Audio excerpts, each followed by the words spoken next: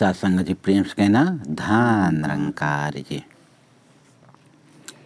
सत्संग जी सतगुरु की बड़ी असीम कृपा है कि हम सब आप मिल करके इस निराकार पारब्रह्म परमेश्वर का भक्ति इबादत सुमरन कर रहे हैं। सत्संग जी आज संसार के हर प्राणी भक्ति करने में पीछे नहीं है। हर इंसान संसार में सभी ने भक्ति कर रहा है। सिर्फ फर्क इतना है कि हम आप कहते हैं कि ईश्वर को देख करके भक्ति कर रहे हैं, संसार बिना देखे भक्ति कर रहा है। सत्संग जी आज सतगुरु की कृपा से देख करके हम भक्ति कर रहे हैं, ये बात ठीक है, लेकिन सत्संग जी हमें इस ज्ञान निराकार पर हम कितना विश्वास रखते हैं ये हमें सोचना होगा। जैसे कि हम कहते हैं कि जब भी हमें बोलने का समय मिलता है तो कह देते हैं कि अभिदास का कोई कर्म बना ही नहीं है। तो कर्म कब बनेगा? कर्म का बनने के लिए कोई और समय आएगा। इतना सुहाना समय आया हुआ है, अगर अब हमारा समय नहीं बनेगा तो पुनः हम 84 लाख योनियों में चले जाएंगे। सत्संग जी जैसे कबीरदास जी ने कहा है कि काल करे सो आजकल, आज करे सो अब, पल में परलय होएगी बहुर करोगे कर्म। सत्संग सिर्फ ज्ञान ले लेना ही बहुत बड़ी बात नहीं है। बाबा जी ने बहुत पहले ही एक बार कहा था कि अगर गलती करने वाले नहीं संभले तो क्षमा करने वालों को संभलना पड़ेगा। सत्संग जी जिस तरह से सतगुरु माता जी की कृपा से मुझे ये ज्ञान मिला, उस तरह से हमारा जीवन में बदलाव भी होना बहुत ज़रूरी है, परिवर्तन होना बहुत ज़रूरी है। जैसे कि उदाहरण के लिए हम कह देते हैं कि भरत ने केवट के साथ कितना तगड़ा प्रेम जताया। जैसे कि बाबा तुलसीदास जी ने कहा है, लोक वेद सब भांतई नीचा, जा सुछा छुई लेई सींचा, तै भरी अंक राम लघु भ्राता, मिलत पुलक परिपूर्ण गाता। कि अब आप देखते हैं कि यहीं पर राम के छोटे भाई भरत उनको इस तरह से गले लगाते हैं कि जिस तरह से एक माँ अपने बेटे को कई वर्षों के बाद बिछड़े हुए बेटे को कई वर्षों को बाद देखे और ललायित तो हो करके दौड़ती है, उसी तरह से भरत जी ने केवट को गले लगाते हैं। अब फिर हम उदाहरण के लिए ले लेते हैं कि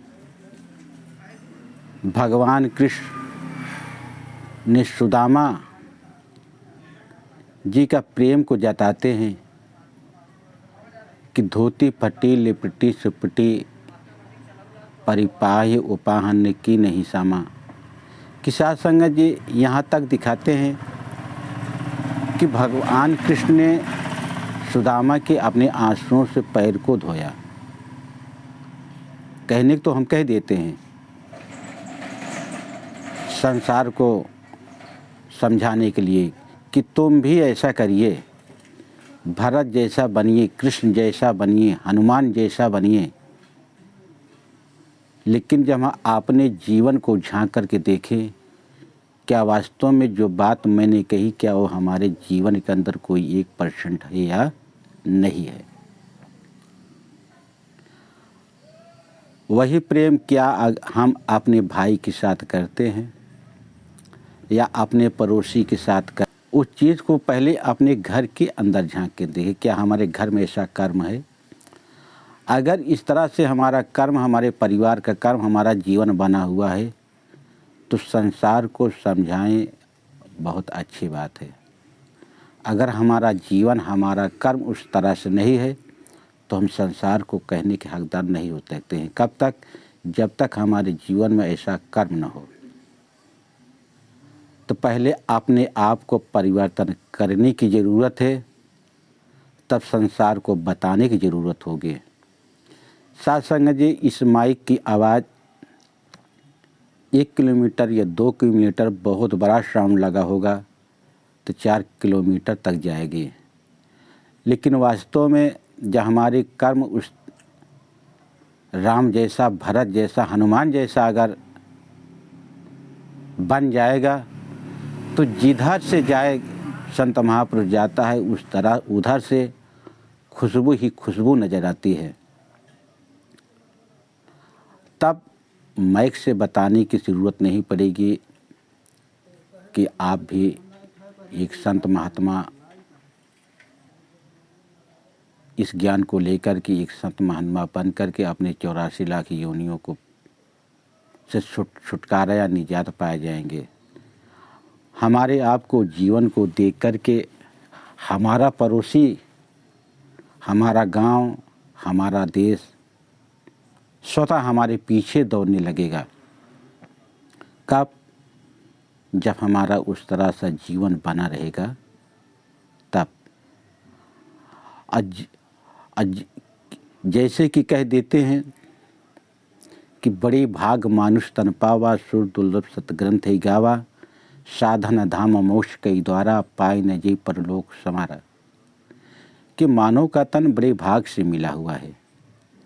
जिस तरह से एक नदी को पार करने के लिए एक नाव की ज़रूरत पड़ती है, उसी तरीक़ा से इन 84 लाख योनियों को पार करने के लिए, निजात पाने के लिए ये मानव जीवन बहुत अति ज़रूरी है। जब तक इंसान मानव जीवन के अंदर नहीं आता तब तक इस 84 लाख योनियों से छुटकारा, निजात नहीं मिलती है। तो कहते हैं कि बड़े भाग मानुष तन पावा। क्या वास्तव में हमारे अंदर ऐसी मानवता है, ऐसी कायम है हमारे अंदर या हमारे लड़के के अंदर? तो साथ संगत जी हम इसको कह सकते हैं, अन्यथा कहने के हकदार नहीं हो सकते हैं। वेद पुराण इतिहास तो कह तो रहा है, बार बार चेतना दे रहा है, उसको हम पठन पाठन रोज़ सुबह शाम करते हैं। क्या उस पठन पाठन को अपने जीवन के अंदर लेने का कभी प्रयास किया? गुरु को तो सारा संसार मानता है, लगभग गुरु किए हुए हैं। पूरा संसार कोई न कोई गुरु अवश्य किया है। क्या उस गुरु की बात को हम मानते हैं? अगर गुरु की बात को मानते हैं, गुरु की मानते हैं, तो ज्ञान लेना हमारा सार्थक होता है। अगर गुरु की बात को नहीं मानते हैं, गुरु को भले मानते हैं लेकिन गुरु की नहीं मानते हैं, तो ज्ञान लेना न लेना किसी काम का नहीं होता है। कब तक? जब तक हम गुरु की बात को नहीं मानते हैं। बाबा जी ने हर समय प्रेम रूपी पुल बनाने को बार बार प्रेरणा दे रहे थे कि जो जाति पाति, छोटे बड़े, ऊंचे नीचे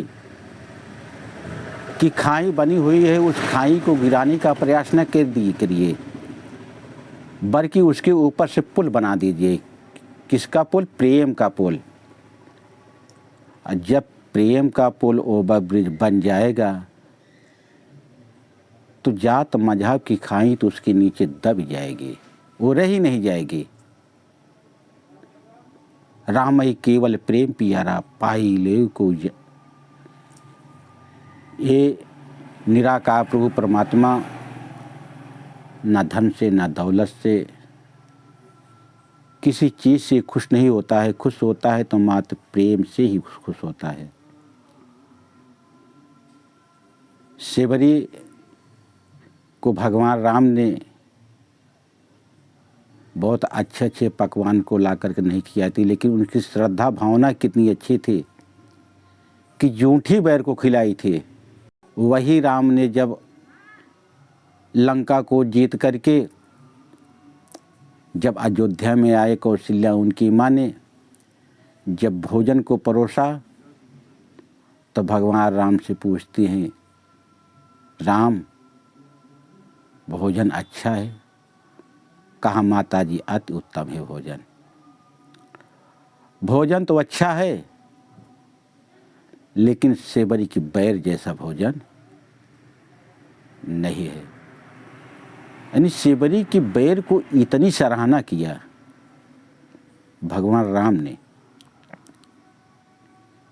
उनकी भक्ति को देखते हुए क्या वास्तव में वही प्रेम हमारे अंदर है? कहने तो कह देते हैं कि संत मिलन को जाइए तज ममता अभिमान, ज्यों ज्यों पग आगे बढ़े कोटि यज्ञ समान। क्या वास्तव में हमारे अंदर, हमारे यहाँ अगर हमारे दरवाजे पर कोई संत महात्मा आ जाता है तो क्या उस तरह से हम प्रेम को दिखाते हैं? या हम किसी महात्मा के यहाँ जाते हैं, क्या ऐसी भावनाएं हमारे अंदर हैं? अगर ऐसी भावनाएं हैं तो अति उत्तम है। अगर नहीं है तो संत महापुरुषों से दास बार बार विनती करेगा कि अपने जीवन को परिवर्तन करने के लिए जैसा हमारा सद्गुरु चाहता है उसके कथनानुसार अपने जीवन को ढालने के लिए वाणी से, कर्म से जितना हो सके उतना अपने कर्म को परिवर्तन करके अपने सद्गुरु के ऊपर विश्वास रखें, तभी जीवन का कल्याण होगा। तब साध संगत जी इस ज्ञान जो वास्तव में ये रमा हुआ राम है, तब साध संगत जी वास्तव में इंसान इन 84 लाख योनियों से निजात और छुटकारा मिलेगा। तब साध संगत जी, तब हम बड़े भागवान वाले हो जाएंगे। भक्ति तो जैसा दास ने कहा कि सारा संसार कर रहा है, भक्ति वास्तव में आज भी सारा संसार कर रहा है।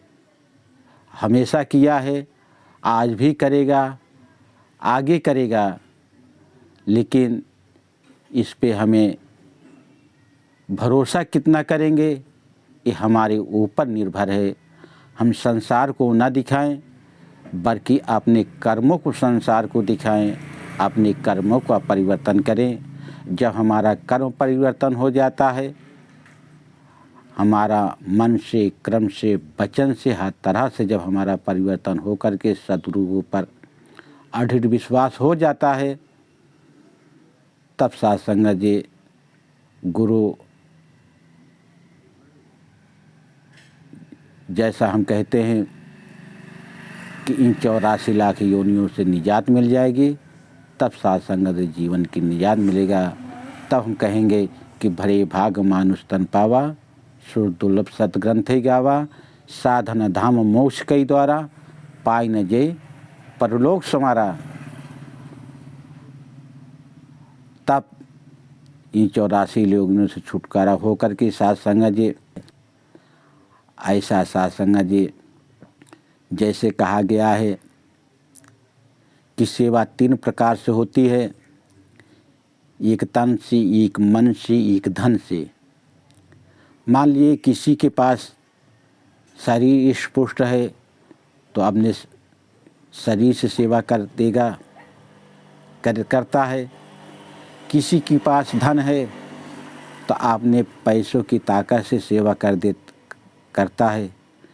मान लीजिए किसी के पास न तन भी बहुत अच्छा खासा मोटा ताज़ा नहीं है, अब पैसे कौड़ी भी उसके पास कुछ नहीं है, तो क्या वो सेवा ही नहीं कर सकता है? वो भी सारे संसार की सेवा कर सकता है। कोई इंसान अगर उसके पास किसी प्रकार की राह मशविरा लेने के लिए आता है तो उसको न किलाड़ा करके अगर एक दूसरे से झगड़ा हुआ है तो इस तरह से उसका राह मशविरा देता है कि दोनों भाई हैं, न कि दोनों दो दिशा में हो जाएं, आकर के दोनों को प्रेम से नम्रता से ऐसी सलाह देता है कि दोनों भाई मिल जाते हैं। वो भी एक सेवा है। सेवा हर समय आदमी हर परिस्थिति में करना चाहे तो कर सकता है, लेकिन जब इंसान की सेवा करने की भावनात्मक मन में उजागर हो तो सत्संग जी दास जिस तरह से बोलता है, दास सारे संसार के लिए नहीं बल्कि अपने लिए भी सद्गुरु से हर समय अरदास करता है कि हे दातार कृपा करो, हमारे मुख से कोई ऐसी वाणी न हो कि किसी को ठेस लगे, ऐसा जीवन के अंदर कोई कर्म न हो कि किसी को दुखदाई पहुँचे। दास सभी संत महात्मा से और सद्गुरु से विनती करता है कि हे सद्गुरु, दास को भी हर प्रकार से सुख देना, लेकिन सुख वही देना जो आपके ज्ञान से भरा हुआ सुख हो, अन्यथा कोई सुख न देना। सत्संग जी प्रेम से कहना, धन निरंकार जी।